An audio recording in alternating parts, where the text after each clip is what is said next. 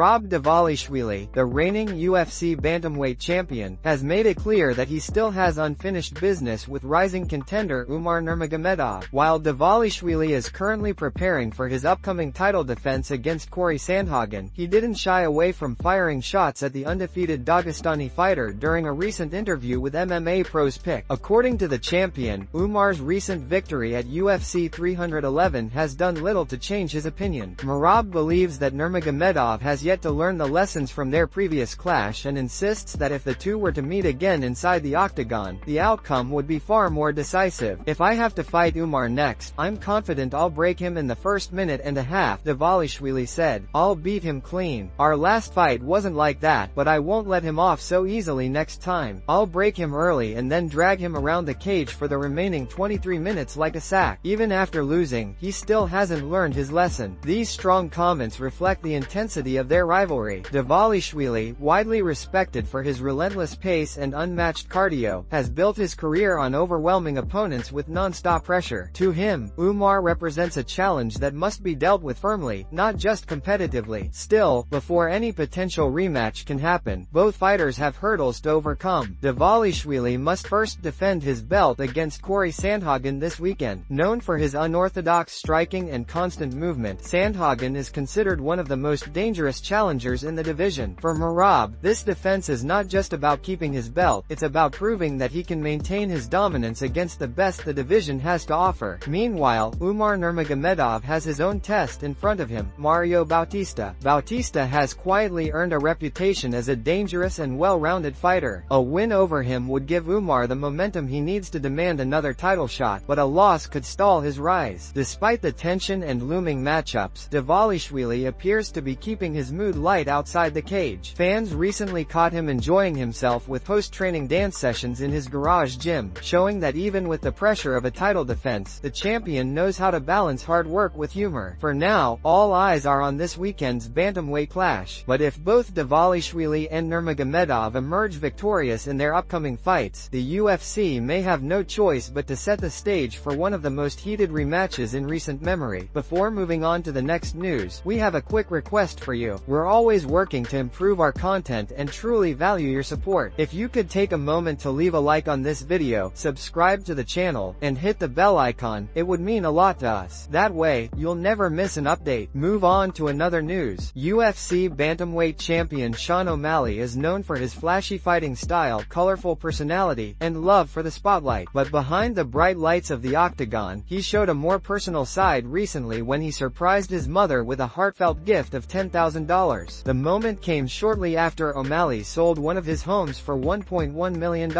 Instead of putting all of the money directly into investments or savings, he decided to share a portion of it with someone who has been in his corner from the very beginning, his mom. In a candid video, O'Malley can be seen handing his mother an envelope. At first, she seemed confused, assuming the money was meant for the bank or perhaps for rent. When Sean told her it was for her personally, she was taken aback. "What's this?" she asked, holding the check. "It's $10,000, O'Malley replied casually. She looked surprised, asking again if it was really for her. "Yes, for you," he assured her, "because you're my mom." The exchange quickly turned emotional. His mom thanked him repeatedly, saying he didn't have to do something like that. She admitted she thought it was simply money to set aside for the bank, but when she realized it was a gift meant just for her, she was touched. "Thank you, honey," she said softly. "You didn't have to do that." O'Malley responded with a smile. "I know, but I wanted to." The moment highlighted a different side of the flamboyant champion, who often makes headlines for his bold trash talk, flashy knockouts, and eye-catching style. This time, it was about family, gratitude, and giving back. While the clip ended with his mom still processing the surprise, O'Malley lightened the mood, joking that he had lost his train of thought. His mother laughed, thanked him again, and went inside, leaving fans with a touching glimpse into their relationship. So far, there's no official word on when O'Malley will return to the octagon. With the bantamweight division heating up and plenty of contenders calling for their shot, the champion has options. But for now, it seems Sean is taking time to enjoy life outside the cage, dancing, laughing, and sharing his success with the people who mean the most to him. Moments like these remind fans that behind the tattoos, neon hair, and championship belt, Sean O'Malley is also a son, and one who hasn't forgotten where he came from. Move on to another news. Mateusz Gamrot is stepping into one of the biggest opportunities of his career. career, and he's fully aware of what's at stake. After Charles Oliveira agreed to a short-notice fight, Gamrot will now have the chance to shock the world and prove himself against one of the most dangerous lightweights in UFC history. Gamrot recently appeared on the MMA Hour with Ariel Helwani, where he gave his thoughts on Oliveira's quick turnaround. Just weeks ago, the former champion suffered a devastating knockout at the hands of Ilia Topuria, a highlight reel finish that stunned fans around the world. Now, Oliveira is choosing to step back into the octagon without much time to recover. "My coaches say the same thing," Gamrot explained. "They think this is a little bit too early for him, but I'm not his coach. He's smart, he knows what he's doing. At the end of the day, we'll see what happens inside the cage." For Gamrot, the fight represents more than just another chance to compete. It's an opportunity to elevate his status in the UFC's lightweight division. He opened up about his mindset heading into the bout, revealing a unique source of motivation. "Every day I wake up, I'm crying," Gamrot admitted. "But this crying, it's my motivation. It's my extra energy. This is everything I need in my life. It's motivational crying. I don't have my family here, I don't have my kids, but everyone that I talk to gives me extra vibes and extra energy. For me, that's a big plus." Gamrot's honesty struck a chord with fans. Known for his relentless pace, wrestling-heavy style, and determination inside the octagon, the Polish fighter is now pairing his physical preparation with a deeply emotional drive. "The absence of his family during training camp has been difficult, but instead of letting it weigh him down, Gamrot is using the emotion to fuel his work. The stakes couldn't be higher. A win over a name like Charles Oliveira would immediately propel Gamrot up the UFC's lightweight rankings, putting him in the mix with title contenders such as Islam Makhachev, Dustin Poirier, and Justin Gaethje. On the other hand, Oliveira is fighting to prove that he still belongs at the elite level despite setbacks. With two dangerous competitors stepping into the cage under unusual circumstances, this fight has all the ingredients of a dramatic showdown, one that could reshape the lightweight division. Move on to another news. Paddy Pimblett has long been one of the most polarizing figures in the UFC. Known for his outspoken personality and trademark claim that Scousers don't get knocked out, Pimblett has quickly risen to stardom. However, if his path leads him toward a showdown with UFC featherweight champion Ilia Topuria, that bold statement may be put to the ultimate test. During a recent appearance on the MMA Hour with Ariel Helwani, lightweight contender Mateusz Gamrot gave his perspective on the potential matchup. While he admitted that Pimblett is a major draw due to his popularity and media presence, Gamrot didn't hold back when discussing the risks of Paddy's fighting style. "I'm surprised to even hear about this fight," Gamrot admitted. "Paddy is maybe not the biggest name in terms of rankings, but he's very popular with the media and the fans. That could be why he's in line for this opportunity. But if he fights Ilia, I think Topuria will knock him out. His chin is always too high, and his hands are low. That's a dangerous combination against someone like Ilia." Gamrot acknowledged that Pimblett's Brazilian Jiu-Jitsu is solid, even noting that he's seen flashes of strong grappling skills in training footage. But despite Paddy's ground game, Gamrot remained confident that Topuria's striking and overall skill set would be too much for him. "Topuria is just on another level," he added. The UFC has not officially confirmed Pimblett as the next title challenger, but speculation has been mounting. Reports this week suggested that Topuria may not return to action until February, depending on how the UFC's schedule unfolds toward the end of the year. Initially, fans expected to see Topuria back in the octagon before the close of 2024, especially since he emerged virtually unscathed from his recent victory over Charles Oliveira. Now, the timeline appears less certain. In the meantime, questions remain about when other top contenders such as Justin Gaethje and Arman Tsarukyan will return. Both men are waiting for opportunities that could reshape the lightweight and featherweight title pictures. As for Pimblett, the possibility of him stepping into the cage with Topuria would be one of the most high-profile moments of his career. But if Gamrot's warning proves accurate, the baddie may be walking into the toughest test of his life, one that could shatter the myth that Scousers can't be knocked out. Move on to another news. When Rafael Fiziev withdrew from his scheduled fight with Charles Oliveira at UFC Rio, fans immediately began speculating about a potential replacement. Many called for Renato Moicano to step in on short notice, setting up an all-Brazilian main event that would have electrified the home crowd. Instead, Mateusz Gamrot accepted the opportunity, leaving fans wondering why Moicano wasn't the one to answer the call. During the latest episode of his Show Me the Money podcast with Gilbert Burns, Moicano addressed the situation head-on. He explained why he chose not to step into the octagon against Oliveira, citing both health and professional reasons. "Let me be honest," Moicano said. said. When a fight like that shows up, you want to go. Of course I wanted to go. Imagine if I beat Charles in Brazil, I'd be a superstar. But the reality is I wasn't ready. I've been dealing with an eye injury, and on top of that, I got sick. I haven't been training the way I need to for a 5-round fight. Moicano admitted that the timing couldn't have been worse. After his most recent fight, he realized that his conditioning still needed improvement. Stepping into a high-stakes main event against someone like Charles Oliveira, especially in a 5-round bout, would require full preparation. My last fight, I got tired, he explained, and I didn't have the time to fix that yet. But health wasn't the only factor. Moicano also revealed how much his growing content creation career has impacted his schedule. Over the past year, he has leaned heavily into producing online content, streaming daily, and building a fanbase outside the octagon. If you follow me on my Brazilian channel, you know I post every day. I've been doing 6-hour live streams, he said. At this point, I have to choose. Do I focus on fighting or on content? That's the truth. According to Moicano, the decision wasn't easy, but it came down to practicality. Content creation has been generating consistent income, and as he put it, if I stop making content, the algorithm goes down. You have to keep it going. Once I have a fight booked, I'll stop and give 100% to training. But right now, I couldn't commit to both. While fans may have been disappointed, Moicano's explanation shows the balancing act many modern fighters face. For now, he remains focused on building his platform, but he made it clear, once he's healthy and has a proper camp, he'll be ready to return to the octagon in full force. Move on to another news. The MMA community has not held back in voicing its frustration with Renato Moicano, following his recent comments and decisions regarding potential matchups. Moicano, known as both a talented fighter and an outspoken personality, has recently come under fire for what fans and analysts are calling mixed signals and a lack of seriousness when it comes to his fighting commitments. The backlash began when Moicano released a video publicly asking for a fight. Fans initially respected the move, interpreting it as a strong call-out that could generate hype and potentially set up an exciting matchup. However, many were quick to question his sincerity after noticing inconsistencies in his actions. As one fan put it, why make a video asking for the fight if you're not going to follow through? You're a fighter, not a podcaster. Focus on fighting and make that money. Critics went further, pointing out that shortly after Rafael Fiziev pulled out of his fight, Moicano was quick to take to Instagram to urge Brazilian fans to flood the UFC's official page, demanding a bout with Charles Oliveira. At first, this seemed like a bold move, but when Oliveira appeared to accept the idea, Moicano backpedaled, treating the situation as if it were some sort of joke. Many in the community accused him of pulling the classic "it's just a prank, bro" card. This inconsistency left fans irritated and confused. Some even suggested that Moicano was prioritizing his online presence and podcasting career over his responsibilities as a fighter. "You'd rather stream than fight. Ridiculous," one frustrated fan wrote. Others pointed out that Moicano recently turned down a $250,000 settlement, raising further questions about his financial decision-making. "He needs a financial advisor," another critic remarked. The most damning responses, however, came from those who argued that the UFC should consider parting ways with him altogether. "If I were Dana White, I'd cut him right now," one fan declared. For many, this latest controversy feels like yet another example of Moicano avoiding fights for questionable reasons. New reasons for ducking a fight. Now it's about algorithms? Come on, man, a commenter said. The criticism paints a clear picture. Fans expect fighters to stand by their words and back up their callouts. For Moicano, the coming weeks may determine whether he can repair his standing with the community or whether this episode will continue to overshadow his career inside the octagon.